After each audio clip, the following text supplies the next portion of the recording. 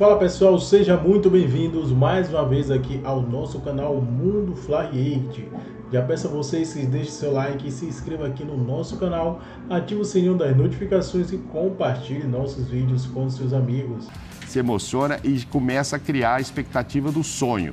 E é muito engraçado, a gente questiona, é contra o Real, vai pegar o Real, pô, o Real também pode cair na semifinal. Até a música já é, Real Madrid pode esperar, ou seja, tá todo mundo acreditando na passagem. É assim, mas né? Se o torcedor não acreditar, quem é que vai acreditar, né, mano? Lógico, até porque os últimos campeões, né, foram realmente os clubes da Europa que foram para lá.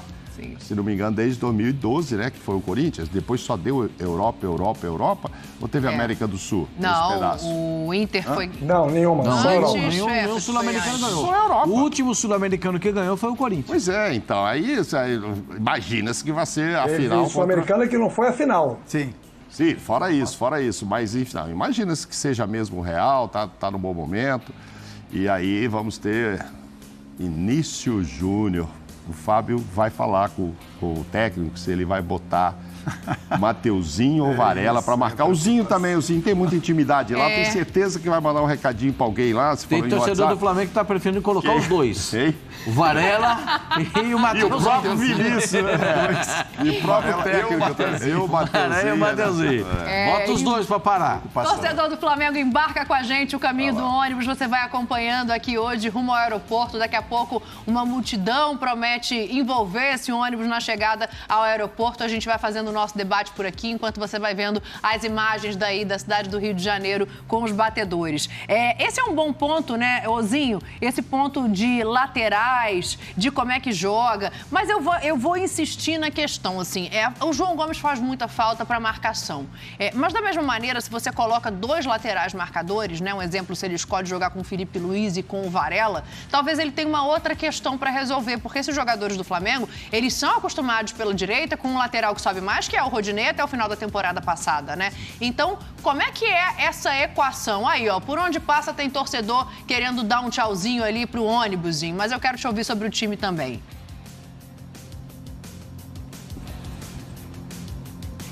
Eu acho que você tem que abrir seu microfone, hein? Aqui? Não, então peraí. Então vamos ajeitar o Zinho, vamos colocar o áudio dele, ok, Fábio? E enquanto isso, você pega daqui, porque eu quero te ouvir, né? A zaga exposta, o lateral que sobe, o zagueiro que dá um grito no volante e fala, fica! Daniel, assim, a gente está mirando o confronto Flamengo e Real Madrid, né? Isso que você está perguntando. Então, antes tem um jogo ali, não, né? assim, mas a gente falou com relação ao Vinícius, né? Então, assim, eu acho que o Flamengo poderia ter um pouco mais de audácia, por exemplo, na semifinal. Porque eu imagino que, né, o Flamengo, como o Zinho falou, o Flamengo na semifinal a gente olha como favorito. Na final, se vier a passar com o Real Madrid, isso toma um outro corpo. Então, se você olhar para uma semifinal onde o Flamengo vai propor o jogo, onde o Flamengo vai precisar atacar mais de repente, a gente sabe que o Mateuzinho ele tem um poder ofensivo maior, que o Ayrton Lucas tem um poder ofensivo maior, que com o Felipe Luiz você ganha na saída de bola, na qualidade de passe, é um jogador que protege, assim, que não tem tantos avanços ofensivos, se preocupa um pouco mais na questão de marcação, assim como o Varela. Então, essa que é a dúvida do torcedor do Flamengo e da nossa também.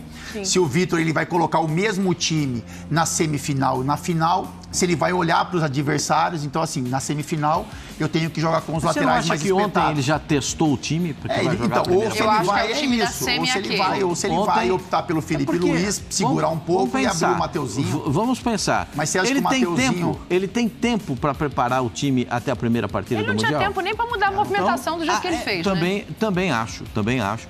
Por isso que eu concordo com o Zinho quando disse que se o jogador tem uma memória tática do que tinha sido feito e tinha conquistas, dá para repensar nisso, né? De repente, porque é o seguinte, o futebol não é feito de um líder só, né? Tem vários líderes dentro de um grupo. E esses líderes podem se aproximar do treinador e conversar. Sim. Se é que ele pode também ser aberto a esse tipo de diálogo, porque no Corinthians a reclamação é que a falta de diálogo acontecia a todo momento. Pascoalzinho, a gente recebeu esse recado que a Dani leu, de um torcedor comparando ao trabalho do Paulo Souza, do Domi, e isso acontece, né? A gente acaba acompanhando algumas movimentações de torcedor do Flamengo, e isso não é um torcedor, são alguns torcedores, não vou falar, né, milhares, porque não... Mas, assim, são muitos torcedores que fazem essa colocação. Então, assim, bom recado não é. Sabe, Pascoal? É lógico que você não pode só escutar o torcedor, mas o torcedor, ele acompanha o time, ele tem paixão, tem uma série de fatores envolvidos. Mas quando você tem uma parte da torcida comparando o seu treinador para trabalhos que não tiveram sucesso, você tem que olhar com um pouco mais de cuidado. Eu falo olhar, sim, o treinador, né, ter esse reconhecimento de que algo não está certo, a diretoria de posicionar, sabe? Isso não é um bom recado, porque os trabalhos desses caras que estão comparando você não foram trabalhos bons. E os jogadores também. Do que você acha que você vai tocar no assunto dos jogadores terem essa conversa com o treinador. Muito legal, porque o Flamengo sai para o Mundial de Clubes sem ter aquela segurança que tinha nos 2 outros campeonatos que ele disputou. Exatamente. Em 81, puxa vida, né? Nem vou falar, né? Em 81, só tinha um rapaz lá com a camisa 10 que quando ficava ruim, dava nele que ele resolvia. Que era o Zico. Aí você vai pensar o seguinte, no último, em 2019, tinha, primeiro, um treinador que a torcida tem confiança até hoje. Sim. E um time que não passou vergonha. Sim.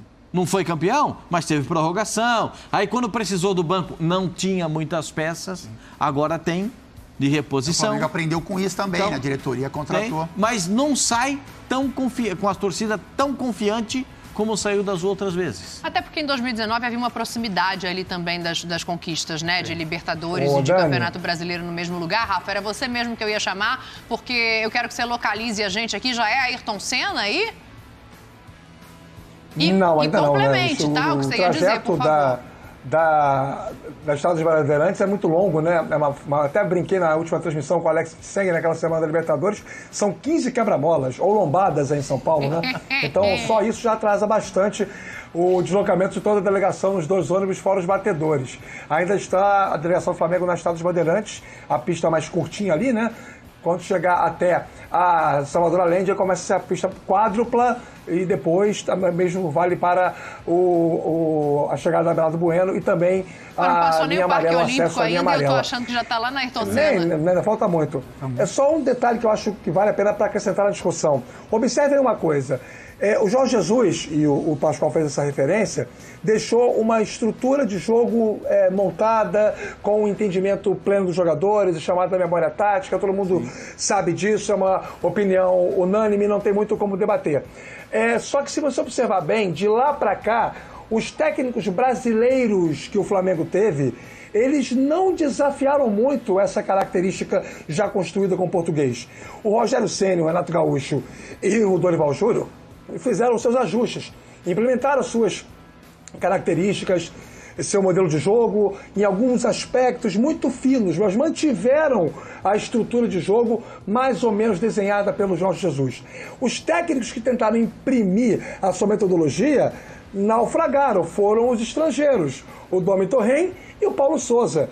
Se o Vitor Pereira quisesse ser o terceiro dessa lista, é um direito dele, mas a inteligência manda que ele faça o contrário, né, Dani? Eu vou até jogar essa bola no Mauro. Essa história mas ele chegou lá, eu acho que diferentemente. Quando chegou o Paulo Souza, parecia que a própria diretoria queria dar uma mexida. Sim. Até para renovar o elenco, inclusive. Era um papo assim, tem a carta branca, faça o que você quiser, precisamos dar uma mexida e tal. Bom, ele foi lá e eu acho que mexeu demais o doce lá e não deu certo, e fez umas coisas que realmente não deveriam, enfim... posicionamentos. Ele acaba desrespeitando características básicas do time do Flamengo, dos jogadores. Agora, o Vitor Pereira também chega um pouco com essa necessidade, porque assim, mas já tem uma memória tática, então vamos jogar igual o Jesus e tal. Ele vai querer botar um dedinho. Só que é perigoso isso, realmente é perigoso, porque assim, o que precisa mudar? Tem que saber aonde precisa, o que precisa, a idade dos jogadores hoje, quais saíram, quais chegaram, mas enfim, aquela turma lá da frente é a mesma, agora tem o Pedro jogando com o Gabigol, mas ele, depois de todo o discurso que ele fez no Corinthians durante um ano, olha, se eu tivesse jogadores mais jovens, eu faria desse jeito, eu gosto de jogar pressionando, pressão alta, etc. Ele vai ter que fazer isso lá. Não dá para ele chegar lá e falar assim, o que o Dorival estava fazendo estava nota 8 e eu vou só dar aqui o meu jeitinho, que ele falou, pintar só um pedaço da casa. Pintar um cômodo por vez. Um cômodo por vez, era isso. Mas que seja por vez, por isso que eu falo que a temporada é longa. Ele pode sim mudar de ideia e não querer mais